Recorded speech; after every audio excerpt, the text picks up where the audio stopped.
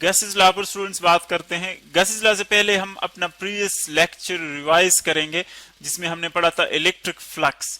अब देखिए, अगर हम कोई स्फेरिकल ऑब्जेक्ट लेते हैं, फॉर एग्जांपल जिस तरह फुटबॉल होता है, स्फेरिकल ऑब्जेक्ट है आपके पास, तो इसके अंदर अगर आप सेंटर के ऊपर, इस सेंटर के ऊपर एक चार्ज रखें, फॉर एग्जांपल एक पॉजिटिव चार्ज है, पॉजिटिव चार्ज क्यू है, सो इससे जो फ्लक्स पास होगा, इससे जितने नंबर ऑफ लाइंस पास होंगी यहां से, तो उसको हम क्या कहेंगे, फ्लक्स कहेंगे। इस टोटल सरफेस से, इस टोटल एरिया से जितने फील्ड लाइंस पास होती है उसको हम क्या कहते हैं, फील्ड लाइंस। और इस सरफेस एरिया को जब हम मल्टीप्लाई करते हैं तो ये हमें क्या देता है, इलेक्ट्रिक फ्लक्स। और उसको हमने मैथमेटिकली डिराइव भी किया कि जो फ्लक्स है, इलेक्ट्रिक फ्लक्स, हमारे पास इक्वल होता है, जिसको हम फाई से रिप्रेजेंट करते हैं, वो इक्वल होता है phi E. Electric flux is equal to E dot A. E यहां पर है इलेक्ट्रिक फील्ड इंटेंसिटी, और ए जो है वो हमारे पास क्या है, एरिया है, किसी भी सरफेस का एरिया जहां से आप फ्लक्स फाइंड करते हैं। ये हमारे पास बेसिक इक्वेशन था इलेक्ट्रिक फ्लक्स का। फिर हमने ये भी देखा कि अगर कोई चार्ज है, फॉर एग्जांपल वो सपोज इस सरफेस के अंदर आपने रखा हुआ है, या यही चार्ज आप इस तरह के फॉर एग्जांपल ऑब्जेक्ट के अंदर रखे, इस तरह के सरफेस के अंदर रखे, तो देखें यहां से फिर भी उतनी ही लाइंस पास होती है। सपोज यहां पर इसकी 10 लाइंस है, तो देखें यहां पर भी उसकी 10 लाइंस होंगी, वही चार्ज है, जस्ट हमने सरफेस जो है उसका शेप चेंज कर लिया एरिया का, तो देखिए उतनी ही लाइंस इससे भी पास होती है। तो इसका मतलब ये है कि जो फ्लक्स है, अगर वो इस स्फेरिकल ऑब्जेक्ट में है, या वो इस इर्रेगुलर ऑब्जेक्ट में है, या किसी स्क्वायर में है, क्यूब में सॉरी, या किसी दूसरे हमारे पास हेक्सागोनल है, कोई भी शेप है, तो उसमें इस चार्ज का जो फ्लक्स है, अगर ये चार्ज हम चेंज ना करें, यही चार्ज यूज करें, सो फ्लक्स जो है वो हमेशा इन सारे शेप्स में क्या होगा, सेम होगा। यानी फ्लक्स जो है वो इंडिपेंडेंट है किस चीज से, इंडिपेंडेंट ऑफ शेप। जिस तरह की भी शेप के अंदर आप इस चार्ज को रखें, सो उससे जो नंबर ऑफ लाइंस पास होंगी, जो फ्लक्स होगा वो सेम होगा। अब गॉसेस लॉ ने यही कंसेप्ट यूज किया था, और उन्होंने कहा था कि अगर हमारे पास फॉर एग्जांपल लेट्स सपोज एक सरफेस है, एक क्लोज्ड सरफेस है लाइक दिस, इसको कंसीडर कर ले, मुख्तलिफ चार्जेस हमारे पास, ये आप कहें Q1 है, ये फॉर एग्जांपल है Q2, और ये हमारे पास है Q3, ये फॉर एग्जांपल है Q4, ये है Q5। और फिर इसका जो इक्वेशन हमने लास्ट इक्वेशन निकाला था फाई ई का, वो हमारे पास क्या था, Q divided by epsilon not. अगर हमारे पास टोटल चार्ज Q, तो इसको हम यूं भी रिप्रेजेंट कर सकते हैं, और अगर बहुत सारे चार्जेस हैं उसको हम ऐड करेंगे तो फिर कैपिटल से रिप्रेजेंट करेंगे। ये हमारे पास बेसिक इक्वेशन था कि जो चार्ज होता है वो किसके इक्वल है, total charge divided by epsilon not. Epsilon not का क्या मतलब है, परमिटिविटी ऑफ फ्री स्पेस, यानी जो फ्री स्पेस है वो कितने फील्ड को परमिट करता है कि वो वहां से पास हो जाए, कितने नंबर ऑफ लाइंस को वो वहां से पास होने देता है, उसको हम एप्सिलॉन नॉट कहते हैं। तो फ्लक्स डिपेंड करता है सिर्फ इन दोनों चीजों पर, टोटल चार्ज पर, कि अगर हम टोटल चार्ज चेंज करेंगे फिर फ्लक्स चेंज होगा, इसको इंक्रीज कर ले तो फ्लक्स इंक्रीज होगा, डिक्रीज कर ले तो फ्लक्स डिक्रीज होगा, बाकी शेप पर डिपेंड नहीं कर रहा। सो फर्स्ट चार्ज पर डिपेंड कर रहा है फ्लक्स, और दूसरा मीडियम पर डिपेंड करता है। जो एप्सिलॉन नॉट है वो यहाँ पर फ्री स्पेस का है, लेकिन अगर हम कोई दूसरा मीडियम यूज कर ले तो फिर एप्सिलॉन नॉट की जगह हम एप्सिलॉन यूज करेंगे, उस मीडियम की वो परमिटिविटी होगी।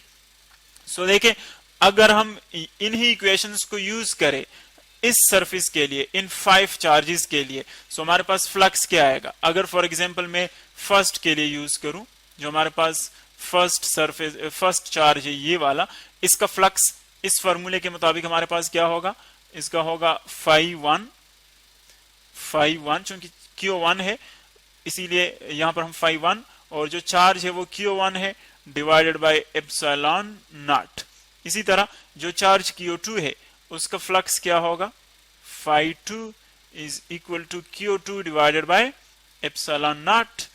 इसी तरह φ3 क्या होगा, Q3 divided by epsilon not.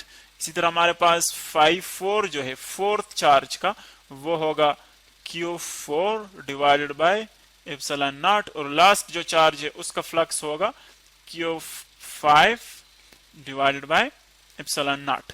ये सिर्फ यही फार्मूला है, जस्ट हमने Q की वैल्यू चेंज की, Q1 के लिए, Q2 के लिए, Q3, Q4, Q5 के लिए अलग अलग फाइंड की। अब देखिए टोटल फ्लक्स क्या होगा, टोटल इलेक्ट्रिक फ्लक्स वो इन सब का सम होगा। इन सब को हम ऐड करेंगे तो वो इस टोटल एरिया से, इस एरिया से वो टोटल हमारे पास फ्लक्स आ जाएगा। क्योंकि ये एक हमारे पास फ्लक्स है इसकी वजह से, एक इसकी वजह से, इसकी वजह से, यानी इन 5 चार्जेस की वजह से अलग अलग जो फ्लक्सेस है, अगर हम उनको ऐड कर लें तो वो इस टोटल एरिया में से वो टोटल फ्लक्स होगा, यानी वो सारे लाइंस इस टोटल एरिया में से आ जाएंगे। सो टोटल क्या होगा, इन सब को हम ऐड करेंगे, Q1 divided by epsilon not plus Q2 divided by epsilon not plus Q3 divided by epsilon not plus Q4 divided by epsilon not plus Q5 divided by epsilon not. ये हमारे पास वो 5 fluxes थे जो सारे हमने add कर लिए, सारे हम ऐड कर लेते थे, देखिए हमारे पास टोटल इलेक्ट्रिक फ्लक्स आ जाता है। अब अगर आप देखें इसमें 1 और एप्सिलॉन नॉट जो है वो सब में से सेम है, तो ये हम कॉमन ले सकते हैं। देखिए एप्सिलॉन नॉट इसमें सब में से एक ही एप्सिलॉन नॉट है, परमिटिविटी ऑफ फ्री स्पेस का, सो इसको हम कॉमन ले सकते हैं। यह आ जाएगा phi e is equal to, इसको अगर हम कॉमन ले ले, इसको बाहर निकालें, यह आ जाएगा 1 और एप्सिलॉन नॉट, और वहां पर चूंकि ये हमने बाहर निकाल दिया, इससे भी निकल जाएगा, इससे भी निकल जाएगा, इससे और इससे, तो यहां पर हमारे पास सिर्फ Q1 रह जाएगा। ऊपर 1 और एप्सिलॉन नॉट हमने बाहर निकाल दिया, इससे भी निकाल दिया, तो यहां पर सिर्फ Q2 रह जाएगा। इस पर निकाले यहां से तो Q3, यहां से Q4, यहां से निकाले सो Q5 रह जाएगा। अब अगर आप देखें, अगर मैं इन तमाम चार्जेस को ऐड कर लूं तो मेरे पास एक टोटल चार्ज आ जाएगा, और टोटल चार्ज को हम यूजुअली किससे रिप्रेजेंट करते हैं, टोटल चार्ज को, जो हमारे पास टोटल चार्ज होता है उसको हम यूजुअली रिप्रेजेंट करते हैं कैपिटल Q से। सो इन सब की जगह मैं कैपिटल Q लिख सकता हूं, अगर सबको मैं ऐड कर लूं तो आंसर हमारे पास आ जाएगा कैपिटल Q, और वो आ जाएगा total flux is equal to total charge, इसकी जगह कैपिटल Q, इन सब को मैं ऐड कर लेता हूं, so capital Q divided by epsilon not अपनी जगह पर आ जाएगा। सो इसको हम कहते हैं कि इस स्टेटमेंट हमारे पास किसकी है, गॉसिस लॉ की, कि अगर हमारे पास टोटल चार्ज है Q, सो इस क्लोज्ड सरफेस से टोटल फ्लक्स कितना होगा, Q charge divided by epsilon not, ये हमारे पास टोटल उसका फ्लक्स होगा। यानी जितने भी आपके पास चार्जेस हैं वो सारे ऐड कर ले तो वो टोटल चार्ज आ जाएगा, और उसको एप्सिलॉन नॉट पे डिवाइड कर ले तो ये हमारे पास उसका टोटल फ्लक्स आ जाएगा। यानी अगर हम शेप चेंज भी कर ले, इस एरिया का आप शेप चेंज भी कर ले, कोई भी शेप रख ले, लेकिन फ्लक्स हमेशा यही होगा, क्योंकि फ्लक्स किस पर डिपेंड करता है, सिर्फ चार्ज पर और मीडियम पर, बाकी ये शेप पर डिपेंड नहीं करता। तो ये जो स्टेटमेंट है हमारे पास, इसको हम क्या कहते हैं, गॉसिस लॉ।